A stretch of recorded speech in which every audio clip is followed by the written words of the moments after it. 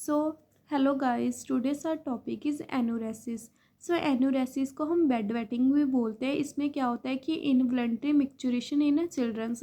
सो इसमें क्या होता है कि जो चिल्ड्रंस है वो बेड पर यूरिन पास कर देते हैं। सो एनुरेसिस को हम सिंपल लैंग्वेज में बेड वेटिंग बोलते हैं। सो जो ब्लैडर कंट्रोल मतलब ब्लैडर को कंट्रोल करना वो नॉर्मली हम अक्वायर्ड कर लेते हैं 2.5 से 3 साल की एज में। हमें पता लग जाता है कि हाँ ब्लैडर को कैसे कंट्रोल करना है।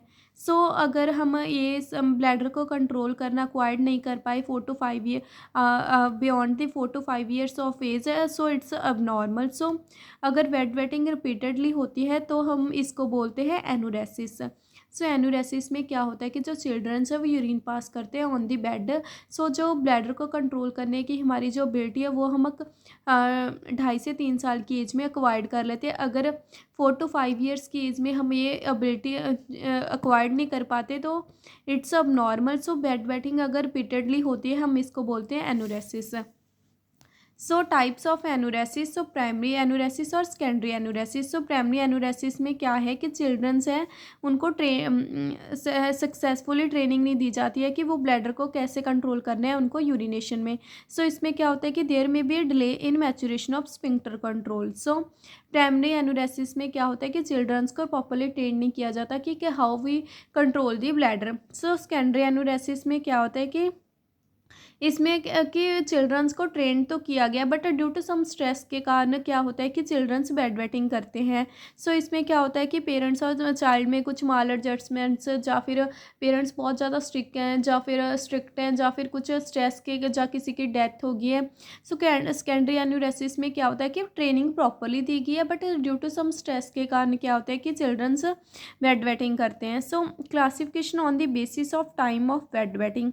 नॉक्टर्नल एनुरेसिस में क्या होता है कि बेड वेटिंग होती है during the night time.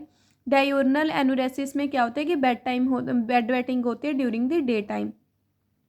So mixed enuresis में क्या होता है कि बहुत कॉम्बिनेशन होता है नॉक्टर्नल और डायurnal दोनों टाइप्स का। So causes of enuresis, so on causes क्या है, इनएप्रोप्रिएट टॉयलेट ट्रेनिंग।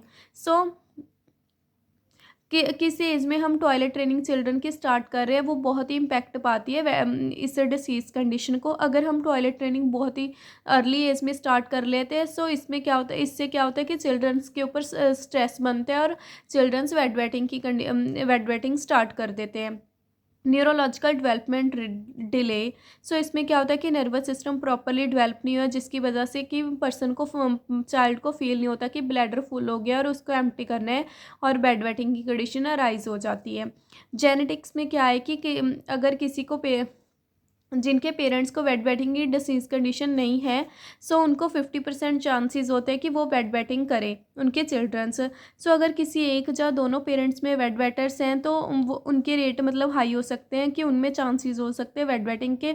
अगर एक पेरेंट्स बेड वेटिंग की कंडीशन से सफ़र कर रहे हैं तो चिल्ड्रंस में 44% चांसेस है कि चिल्ड्रंस में ये डिसीज़ कंडीशन जा सकती है। अगर बोथ पेरेंट्स हैं तो 77% चांसेस हैं। सो कुछ इमोशनल फैक्टर्स हैं जिनकी, जैसे कि किसी की डेथ हो गई है फैमिली में, सेक्सुअल अब्यूज़, सिवियर पनिशमेंट होगी या जेलसी फीलिंग्स के कारण भी, ड्यू टू यानी कि स्ट्रेसफुल कंडीशंस के कारण भी चिल्ड्रंस बेड वेटिंग करते हैं। ऑर्गेनिक कॉजेज़ में क्या है, जैसे कि यूटीआई, यूरिनरी ट्रैक में कुछ यूटीआई इन्फेक्शंस हो गए, डायबिटीज़ इंसिपिडस की डिसीज़ कंडीशन है, डिफेक्ट है यूरिनरी ट्रैक में और ब्लैडर में, इन सभी के कारण बेड वेटिंग हो सकती है, एनुरेसिस की कंडीशन अराइज हो सकती है। सो मैनेजमेंट क्या है, सो हमें पहले असेस करना है कि चाइल्ड की होम कंडीशंस क्या हैं, उनका सोशियो इकोनॉमिक स्टेटस क्या है, फैमिली कंडीशंस क्या हैं, पेरेंट्स और चाइल्ड का रिलेशनशिप्स क्या है। सो चिल्ड्रंस का हम रिलेशनशिप टीचर्स के साथ, सिबलिंग्स के साथ आल्सो एवेलुएट करना है। सो पहले हमने क्या करना है कि चिल्ड्रन का जो सेल्फ कॉन्फिडेंस है उसको हमें बिल्डअप करना है। सो वो पेरेंट्स को एक्सप्लेन करना है कि कौन से फैक्टर हैं जो बेड वेटिंग को कॉज करते हैं। सो पेरेंट्स को मतलब हमने बताना है कि चिल्ड्रंस को पनिशमेंट नहीं देना, स्कोल्ड नहीं करना अगर चिल्ड्रन बेड वेटिंग करता है। सो कोई भी लिक्विड जैसे कि milk tea after the 5 PM in the evening children को नहीं देनी है। सो चिल्ड्रन को मतलब हैबिचुअल मतलब कि उसकी हैबिट डेवलप करनी है कि सोने से पहले वॉशरूम जाकर आना है। सो चिल्ड्रंस को क्या है कि आफ्टर 2-3 आवर्स के स्लीप के बाद चिल्ड्रंस को हमें वेकअप करवाना है कि हाँ, उठाना है कि हाँ बेटा वॉशरूम जाकर आओ, सो दैट कि चिल्ड्रन वेट वेटिंग ना करें। सो चिल्ड्रंस को हमें ट्रेंड करना चाहिए कि हो लॉन्ग टाइम के लिए यूरिन को होल्ड कर कर कैसे रखना है। जैसे कि चिल्ड्रंस को हमें मोटिवेट करना चाहिए कि थोड़ा सा डिले करे यूरिन को पास आउट करने के लिए। मेडिकेशंस कौन सी है? ट्राईसाइक्लिक एंटी डिप्रेसेंट जैसे कि अमाइड ट्राइफ्लाइपटाइलिन, मिप्रामाइन ऑरली देना है at night for 2 months. Desmopressin है, ये क्या करती है? यूरिन की प्रोडक्शन को डिक्रीज करती है ड्यूरिंग द स्लीप। सो हमने क्या पढ़ा? एनुरेसिस। एनुरेसिस एक हैबिट डिसऑर्डर है जिसमें क्या होता है कि चिल्ड्रंस वेट वेटिंग कर देते हैं।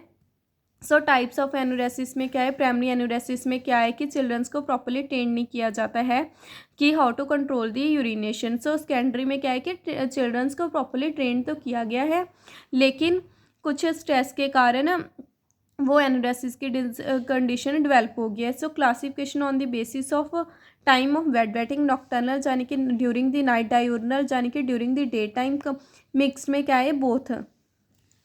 कॉजेज़ क्या है? इनएप्रोप्रिएट टॉयलेट ट्रेनिंग है, न्यूरोलॉजिकल डेवलपमेंट डिले है, या फिर जेनेटिक फैक्टर, इमोशनल फैक्टर्स और ऑर्गेनिक कॉज के कारण एनुरेसिस की कंडीशन अराइज होती है। मैनेजमेंट में क्या है कि हमने चिल्ड्रन के रिलेशनशिप्स देखने हैं कि पेरेंट्स के साथ, टीचर्स के साथ कैसा है, उसका कॉन्फिडेंस इंक्रीज़ करना है, एक्सप्लेन करना है पेरेंट्स को कि वेट वेटिंग के क्या क्या कॉजेस हैं, और पेरेंट्स को बोलना है कि चिल्ड्रन को पनिशमेंट नहीं देनी है वेट वेटिंग के लिए।